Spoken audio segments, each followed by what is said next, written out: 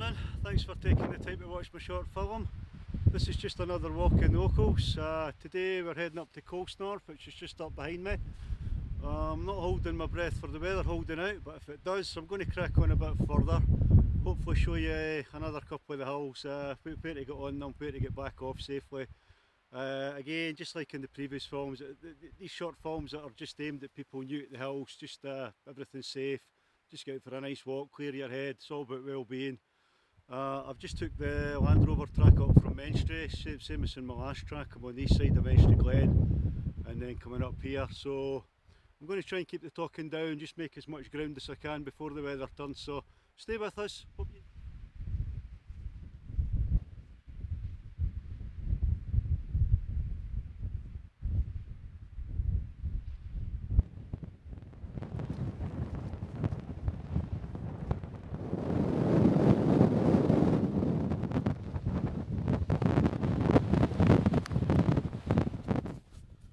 This has finally made it up onto the top of Colsnaur, 547 metres. It's been quite a while since I've been up on these hills, and my hill fitness, or lack of hill fitness, is clearly starting to show. It's steeper than I remember. The clouds just come in, absolutely fantastic timing. As usual on a hill, you get to the top and the cloud comes in. You're normally granted really nice views over to Ben Clook, over to the east. Not the case today. The plan for today is to keep following the fence line along to Blairdennon and pointing out some of the other hills. Although I'm just going to be pointing into the mist because we're not going to be able to see the other hills. But we'll crack on anyway. What I was wanting to show you, but we might not get to see it because of the weather. I don't know what the wind's going to be like up in Blairdennon, it's higher up again. Between Blairdennon and Greenforet there's actually a couple of bits of sort of ruins, an old plane crash. It was a tiger moth that crashed up there in 1957. I believe the pilot was in the Air Training Corps. Don't know if it was bad visibility or whatever often happens in these hills, you know, the cloud just rolls in quite unexpectedly.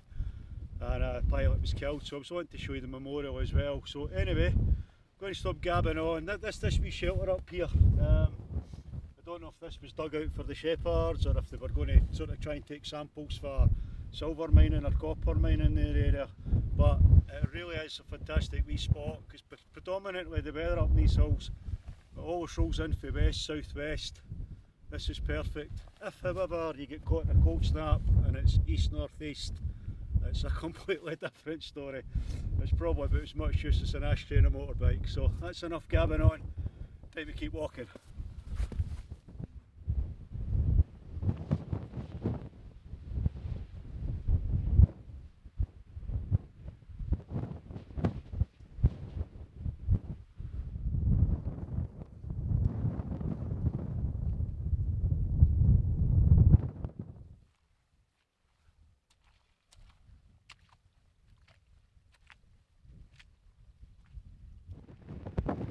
I don't know if you can see this or not. I've just crossed a patch of snow, or what I thought was a patch of snow, just to basically fall knee deep on both legs straight into what was a burn underneath. I'm sure I did that the last time I did this walk as well. You think you'd learn by your mistakes, eh?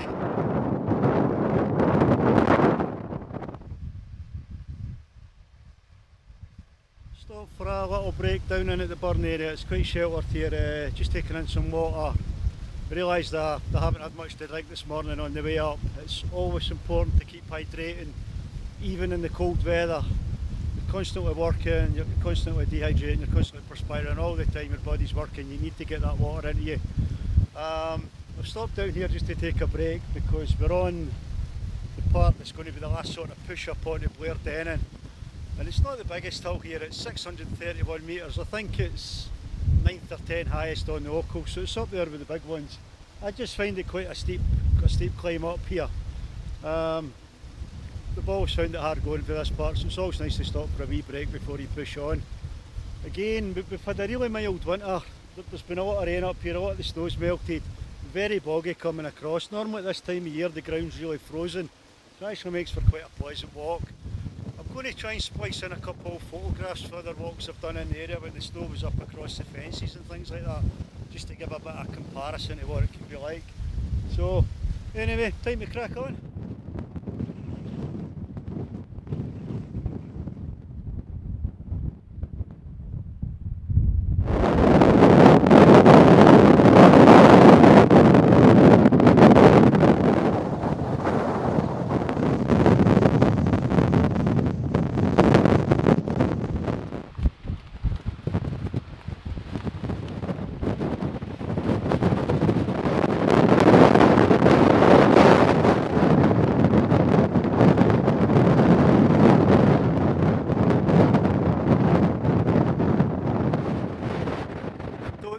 be able to hear this for the wind, so apologies for the wind noise. Now, it's been a really easy walk coming along here, all the way from Colsnaur. I've really just kept a fence on my left hand side. When it comes to this point, the walk after Greenforet, you'll see this gate up here. And the grass track sort of splits. Normally I take the track to the right and I just keep following the fence line along. It takes me up to Colsnaur, a small hill, and there's beautiful views over the narrator area and the Sheriff Muir area, but you're not going to see that today. But again, I'm aware the showers forecast soon, so then later on. So I'm just going to take this small track to the left and start dropping down towards Glen. This is me just swinging my way around Colsnaur, dropping down, so it's nice to get back down onto some more ground. We got down the way for a little change. This is Glen in front of me, this is the next hill, and then after that we're down into the Sheriff Muir area. This is all fairly new. There's been a lot of planting of trees in the area, so they've erected this large fence here to keep the deer away. So it's going to be interesting in a few years' time. There's been quite a few areas in Ochils, and they've been doing a lot of planting in the last few years, and they've erected these deer fences, so probably not see it in my time, but if you come back in quite a few years' time you may not actually be able to see any of the hills.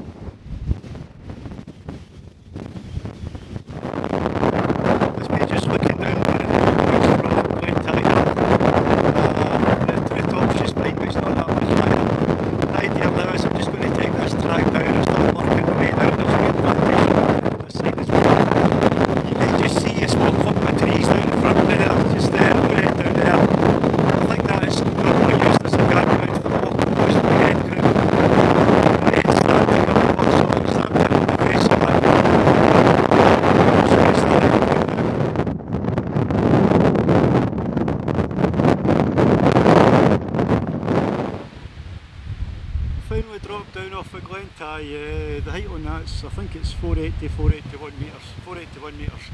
I've dropped down into the small wooded area, and there's been quite a lot of trees being blown down in Storm Harbour and whatever.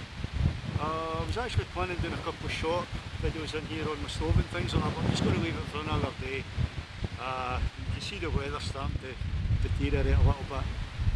Interesting thing about Glen, back in 1715, during the Battle of Sheriff Muir, lovable rogue, cattle bustler or whatever, Rob Roy McGregor was rumoured to have sat up on the hill and watched the Battle of Sheriff Muir away over in the fields back yonder. Just waiting to see which way the battle was going to go, and then sweep in, hoping to get some rewards and spoils of war. What actually first attracted me to coming over to Glen Hill, I've been over a few times now, it was on the west map. There's a few structures show up. They're like circles with little sort of triangular points coming off them. There's two, and on one of the other maps I'm sure I've seen three, and on some of the maps they show up as target markers. Start again. What it was back in 1943 there was a structure built further along the Sheriff Muir Road towards Blackford, and it was known as the Atlantic Wall, and up in Glen and round about the surrounding area there was like trenches and dugouts and sort of artificial bunkers built, and the idea was it was practicing for the troops to practice before they went over for the Normandy landings.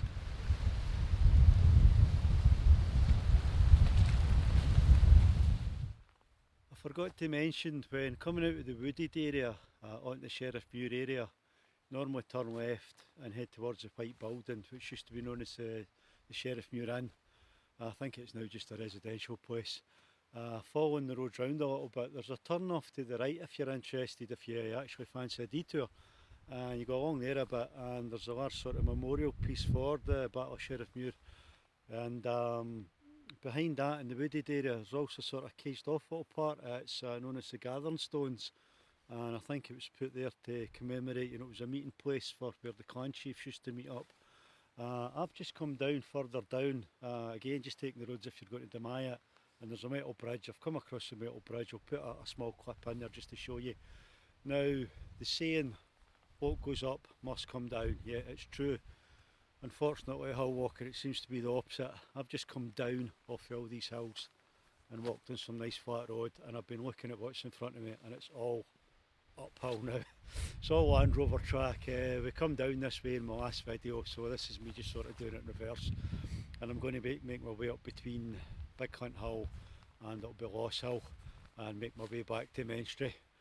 It's eased up a little bit. The wind up there at the trees was actually quite fierce. I've actually had to put my gloves on. I was getting pins and needles in my hands.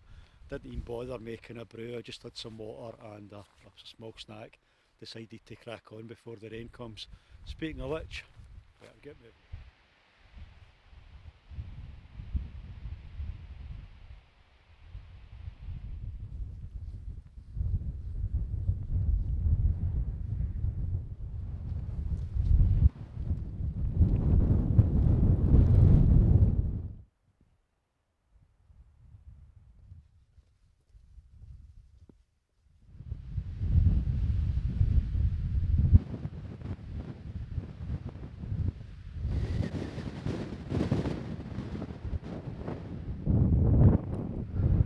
Just looking down to the Lost Reservoir there at the foot of the Maya.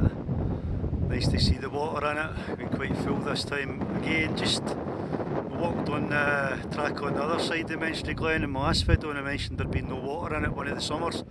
I found a couple of the snaps. I'll try and splice them in this video, just if you're interested. That's the Campsies there in the background, and I'll just sweep round to the right. It's actually nice to see Lost Hill for a wee change. The last time I was here you couldn't see it. And then just back to the reservoir, sweeping past, again just handheld phone work here, so really low quality is what it is. There's the Maya up there, it's actually looking really nice for this side. Quite an imposing wee hill. It's not the biggest of the Ochils, but certainly got a lot of attitude. So this is us pretty much just back at the starting point for the walk. There's a wee muddy track heading up onto Colsnaur. Might just make it away up there in the horizon. It's still pretty clagged in. Just making my way back down the east side of Glen. The Maya there behind me, I'll just spin round for you. Really enjoyable walk today. This is only about my third proper walk up on the Ochils. I've been quite lazy this year actually. I'd sort of been resting up my knee and whatever over the winter there. Had a bit of slump, so this has definitely been good. Get the confidence back up, burn off some calories, get the endorphins going. Really good for the mental well-being. All that's left for me to do now is just keep following this track back down into Menstrie. So I think you've heard enough of me yapping on today, so I'm going to finish up here, and thanks again for watching.